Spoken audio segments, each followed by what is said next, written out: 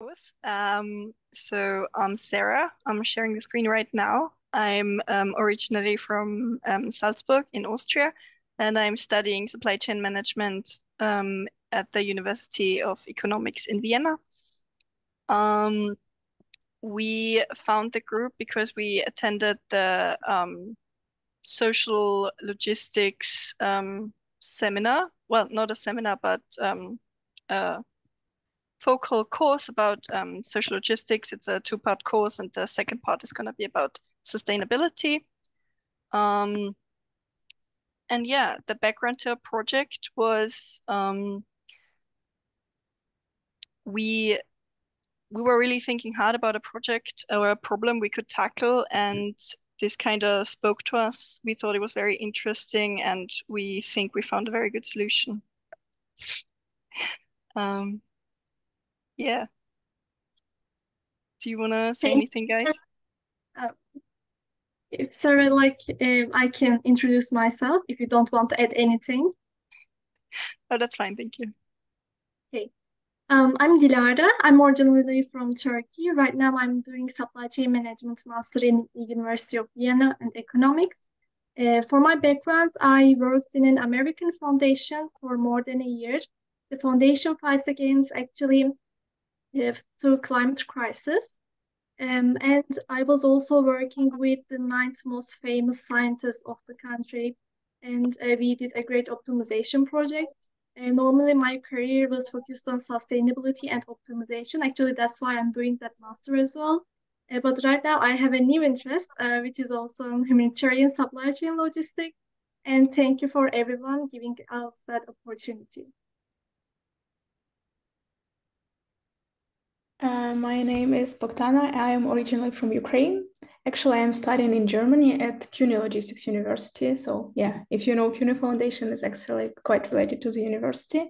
I am doing now my exchange semester in Vienna. Yeah, I'm doing the same course, and that's how I landed here. Yeah, thanks. My name is Noor Lakhal. I'm from Tunisia. I did my bachelor in business administration, majoring in international management and supply chain management. Also, now I'm currently pursuing my master degree at VU, majoring in business intelligence and supply chain and humanitarian supply chain management. I did previously a consulting project, which is winning the first place with a partnership from my university, South Meteor University, and Georgia University from USA. The project was a consultancy about Kenya, the economic of Kenya, and what Kenya is exporting and importing. And basically now I'm in my third semester for the master. What a great team, if you allow me to comment, and great to see more women taking supply chain and logistics. That's something that I've been campaigning for over the years. And Noor, it will be interesting to see your report on the Kenyan export and import. Because I've recently relocated to Kenya. I'm today in the UK, but yeah, thank you so much. I will send it to you.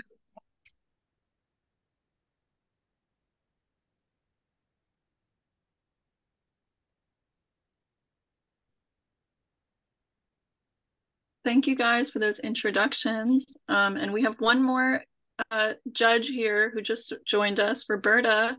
Thank you so much. And I think we're ready to get started if everyone is ready. Team, of course.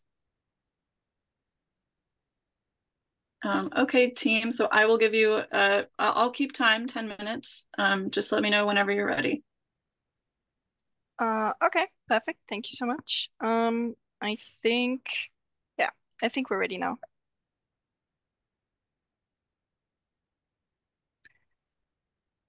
So hello again, and welcome to our team solution of the GBSN Social Logistics Challenge, designing a tuberculosis treatment supply chain in remote regions of Papua New Guinea.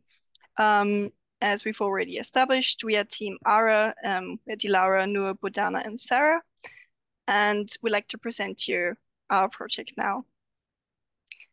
In 1999, the World Health Organization declared a tuberculosis crisis in the Western Pacific region. And according to the Global Tuberculosis Report 2022, Papua New Guinea still has the highest tuberculosis incident rate in the Western Pacific region, with 30,000 new cases per year.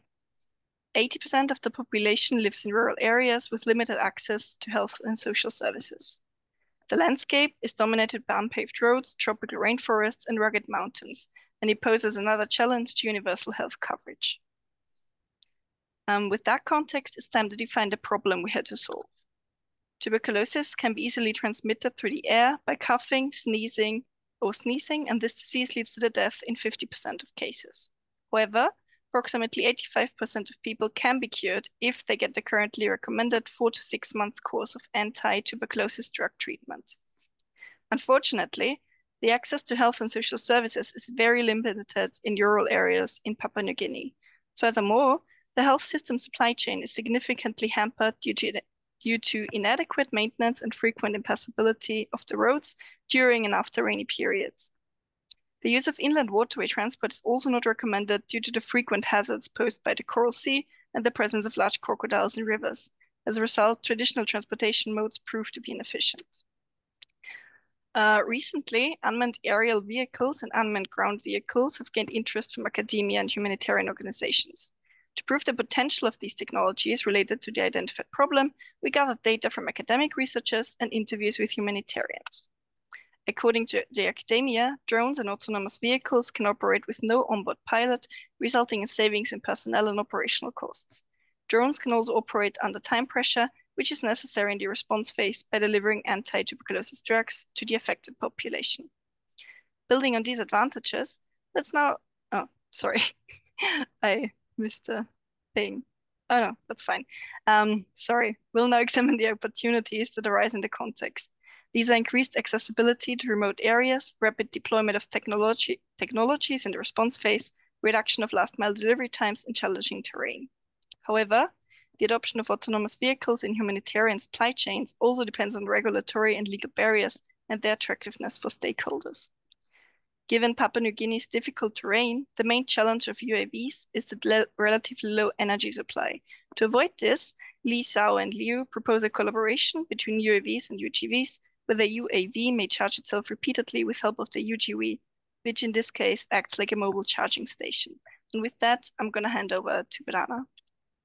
Yeah, thank you, Sarah. So while academic research provides a solid foundation, it's important to complement this with insights from individuals directly involved. To do this, we conducted interviews with 3 humanitarian workers found via LinkedIn. According to Heman Bogati, tuberculosis consultant at World Health Organization, one of the most promising uses of drones in the humanitarian sector is to deliver essential items to hard-to-access locations. And EP sees the potential for UGVs to transport heavy items, while drones can be used for transportation of light items over shorter distances.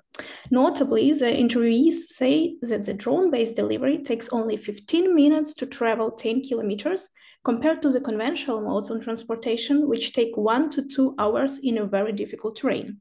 Additionally, the costs per flight are remarkably low, estimated at just 24 cents, according to the data provided by Metronet. Now that we have explored the potential through interviews, let's shift our focus to the practical concept we developed. Based on the problem, the main objective is to maximize the number of patients receiving tuberculosis therapy in remote areas of Papua New Guinea. Based on our concept to prevent shortages that could hinder effective treatment, medical supplies in form of in-kind donations, purchase and preposition stock are shipped to the port of entry. Autonomous vehicles can be integrated in the subsequent stages of supply chain to transport relief items from the port to the central warehouse and then to the local distribution centers. Given the natural environment, the last mile delivery to the geographically dispersed populations can be accomplished by drones. Now let's shift our focus to the practical application of this idea in our chosen pilot region, Kikuri, with tuberculosis incidence rate about 1,290 cases by 100,000 people. As we can see on the map, this region is inhabited by a network of villages scattered along the river delta system. All the necessary conditions for the deployment of UGVs for transportation between the Moro airport and central warehouse in Kikori town are fulfilled. These are availability of road infrastructure and cost-speed balance as a primary goal in the preparedness phase. Based on similar requirements, they can also be used for the shipping service from the central warehouse to the local distribution centers, where the medical supplies in the form of prepackaged items are poised for immediate use during the response phase. Yeah? And finally, the integration of drones and decentralized local distribution centers results in quicker response times, shorter delivery routes, lower shipping costs, and reduced environmental footprint. As a result, the adoption of the proposed concept offers the potential to solve the problem. And now I will hand over to my colleague Dilara. Thank you, Dana. To combat high tuberculosis rates in Papua New Guinea, the initiative led by World Health Organization collaborates with various partners, including international health organizations, local healthcare providers, medical companies, research institutions, and NGOs. For example, to provide thematic tuberculosis screening on Dara Islands, support was obtained from the World Bank, Australian government, and local organizations. Moreover, Papua New Guinea Flying Labs uses drones, unmanned systems, and technology to improve healthcare access and TB care in remote areas. Our objective is to create a framework that facilitates the utilization of technologies to improve healthcare accessibility. Now my friend Nur will continue with sustainable development. Thank you. I'm honored to stand before you today as part of our team's presentation, focusing on Sustainable Development Goals 3, 10, 17, and 9. Our innovation solution is not just about technology. It's about addressing real-world challenges, improving lives, and fostering global partnership. Let's start with SDG 3. Good health and well-being. In our project, we're bringing healthcare whether it's needed most. In a country where 80% of the population resides in remote areas with limited healthcare access, our solution is bridging that gap by employing unmanned ground vehicles and unmanned aerial vehicles. We are making healthcare more accessible than ever before. These technologies can efficiently distribute medical supplies to areas that were once difficult to reach. Not only does this aid in preventing the transmission of diseases, but it's also helping to control the incidence rate of diseases like tuberculosis, ultimately leading to a reduction in mortality. We believe that health is a fundamental right, and our project is a step toward ensuring that everyone has access to quality healthcare. Now let's turn our attention to SDG 10. Reduced inequality. Our solution is making strides in reduction healthcare disparities.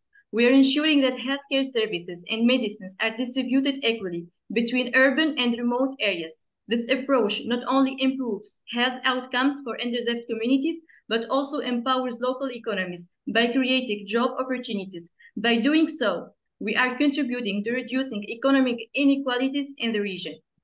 Moving to SDG 9, Industry, Innovation, and Infrastructure, our project is a testament to the power of innovation. By using UAVs and UGVs, we are revolutionizing healthcare delivery. These technologies are not just tools, they are enablers of sustainable infrastructure.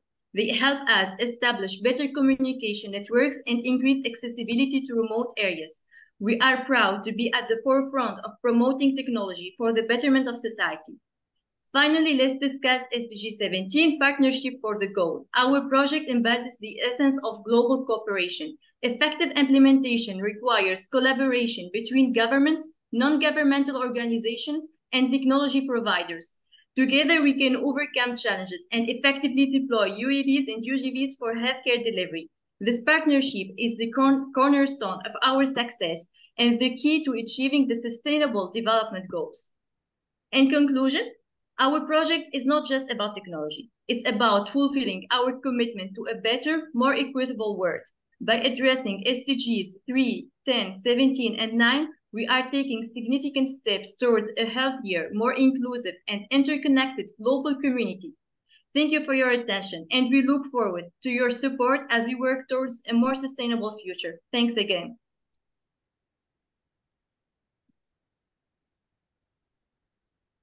Thank you so much, Team Arah. I guess we can get started with the judges' questions. Please raise your hand. Please raise your hand with the Zoom feature. I'm sorry, can I stop sharing or should I keep it on? Yes, go ahead. Yeah, go ahead. Okay. Okay. Pamela, yes, your question? Thank you very much, ladies, for that passionate presentation. Definitely, we need new approaches to accessing last mile delivery challenges. My question is whether you were aware that there are drone deliveries now for some time now in the last 6 years in Rwanda, Nigeria, and recently in Kenya. And what do you know about it, particularly with the challenges of introduction and sustainability? Thank you.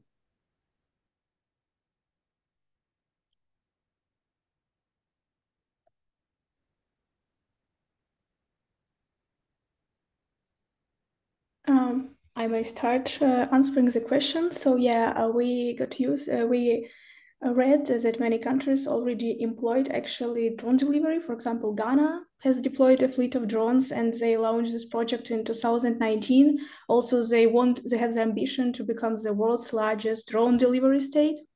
I think also during the COVID, this was also actually our topic is related to the biological, disaster, and the same like as the COVID. During the COVID, many regions were hard to access, and therefore, for example, one company in California, they extended this service to deliver vital medical supplies, drones in Rwanda, including also coronavirus tests. Therefore, it's very important. And regarding the limitations, we already noticed that, for example, limited energy supply, especially in Papua New Guinea, we have difficult terrain, which may even make it more difficult, but they can have train station, for example, before the last mile delivery in the central warehouse, where they will recharge with the help of UGVs. Yeah, so once the drones, for example, have low power, they will just put on UGVs to recharge. Yeah.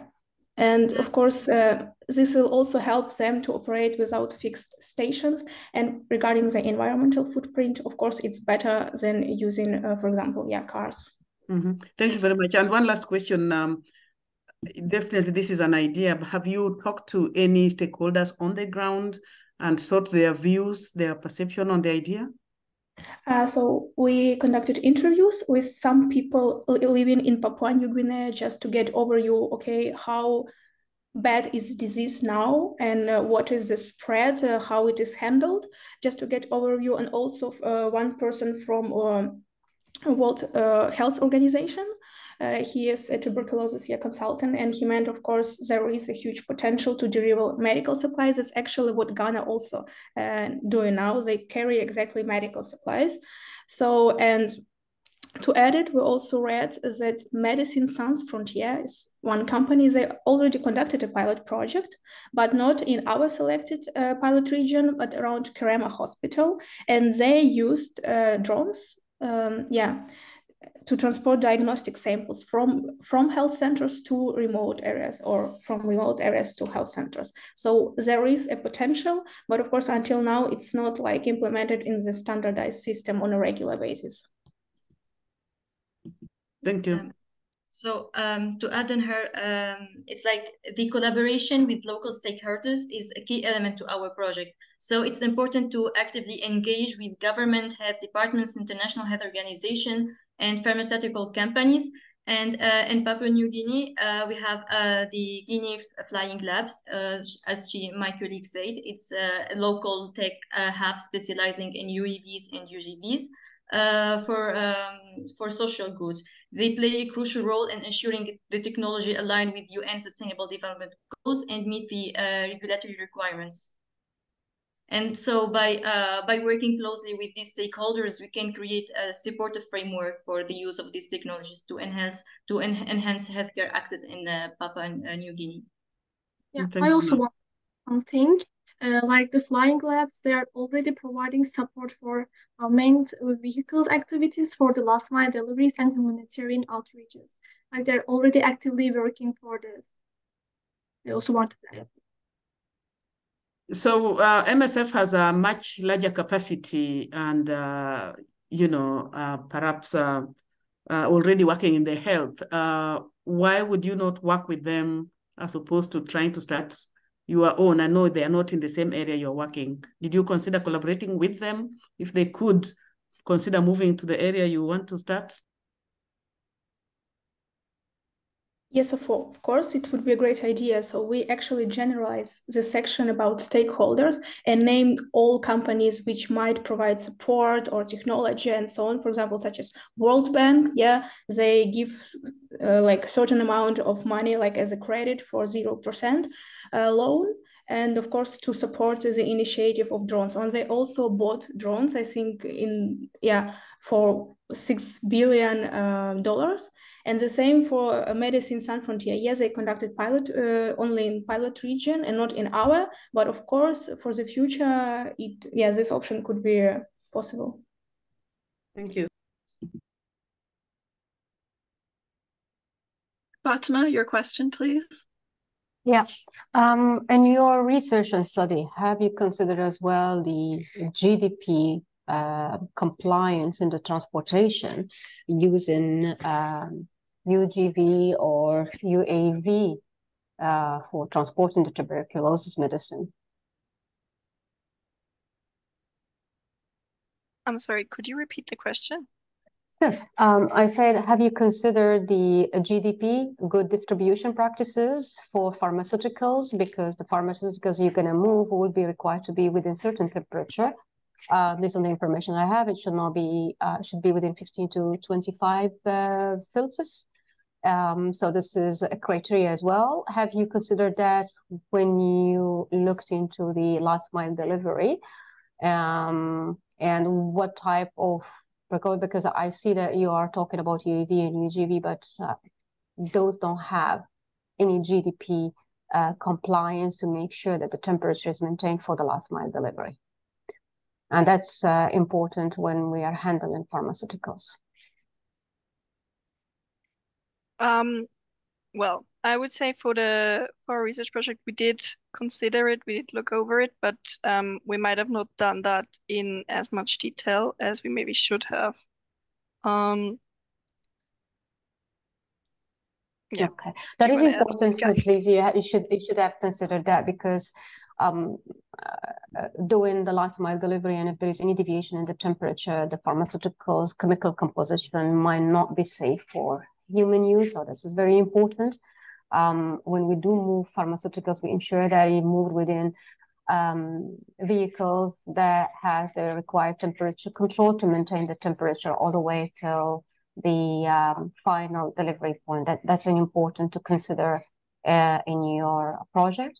Another point that I would like to ask you as well, if you have considered as well any technical issues in your project. So when we're talking about, I would say mechanical, but it's not really mechanical, electrical issues that might happen to the vehicles when we're talking about last mile deliveries, and especially talking about the referrals, you showed the picture. So when we're talking about the UGVs, so have you considered that, or would be especially if it is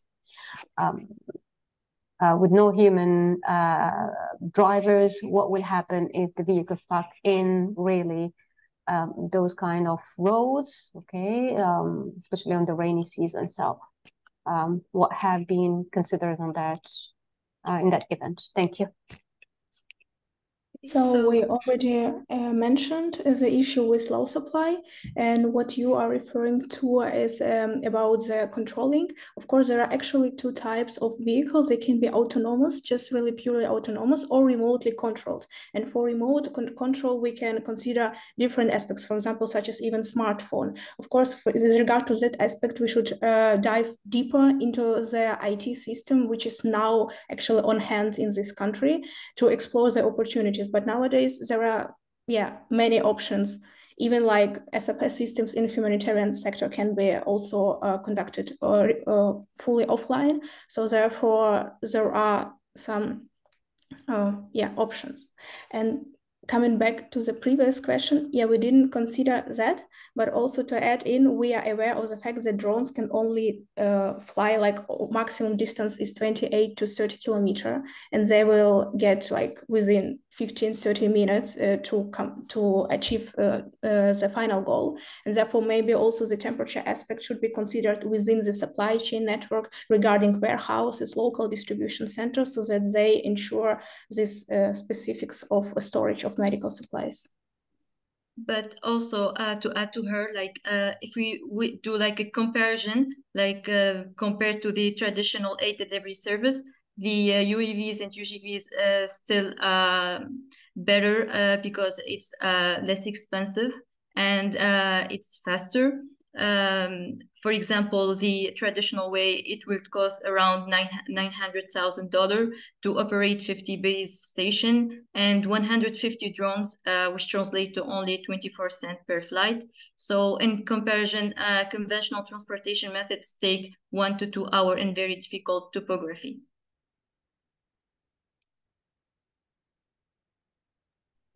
Thank you for your responses.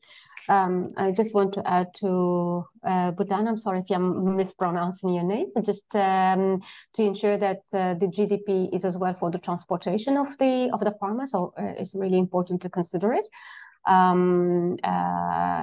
Even 15 minutes on a high temperature can make a difference for pharma, and there is a global compliance process, and that should be adhered to, of course, for all pharmaceutical organizations, as well as the producers of or the manufacturer of the pharma products want to ensure that everybody adhering to that. And I think, you mentioned that, and I'm talking from real experience with the humanitarian. We go to places and there is really lack of infrastructure in terms of roads. I'm not saying lack of it, it's just certain coming to the last mile delivery, there will be a certain point where you have to go on mud roads. And one of the things that really causes a lot of problems is that those vehicles get stuck, and then you have to have another equipment to manage the rescue of the vehicles. And another point, I'm not sure if you have addresses as well, is the security element, because talking about last mile delivery, there are areas as well that is could be critical when it comes to the security and the safety of the product as well as the vehicle. So I hope that's you have considered that as well in your study. That's important, and maybe that's the reason maybe MSF is not covering most of the locations as well as WHO, because of course of the nature of the risk in some location to complete the last mile delivery. And here comes of course the role of the Ministry of Health, and I think that's very important. Ministry of Health should be the implementing partner in country. So if you work further, I think should consider Ministry of Health as the implementing partner. Yes, we believe that it's important to implement robust security protocols to safeguard patient data and medical supplies during transportation. This includes encryption, access control, and secure communication channels. It's a crucial step to be committed to maintain the highest standards of security and privacy to protect the integrity of the healthcare delivery process and the well-being of patients.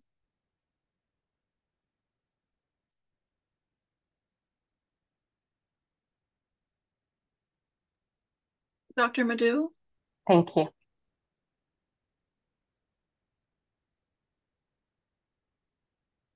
I Sorry, think you're muted. still on mute. Yeah, thank you very much. Very good presentation. Did you consider the local supply chain capacities to support this very particular project by way of knowledge? I know that, the presentation made it clear of the lack of infrastructure, but that's only one side of it. The local capacity of the industry to be able to support this very particular project. Regarding this aspect, we, for example, consider that World Bank provided like credit, like about $15 million for emergency tuberculosis project in PNG, so exactly in this country. And considering, and we have the data based on the pilot project conducted by Medicine Sans Frontier. And for example, this Metronet company who produced drones, they also estimate how much it would cost to operate them. And from our point of view, yeah, if like our data is actually in the presentation, like the 24 cents only needed per flight, and one drone costs like around $3,000 and can be deployed over the lifetime of 3 years. And they receive such a big credit that should be actually deployable. And now they actually also have logistic network if we talk about warehouses and other facilities. Okay, finally, sustainability of this very particular project. Have you thought about it? We believe that ensuring long-term sustainability is a critical aspect, and to ensure the long-term sustainability of our healthcare delivery system, we plan to collaborate with local communities and build their capacity to manage and maintain the technology. We will also explore various funding options, including public-private partnership, grant opportunities, and support from international health organizations. That's okay.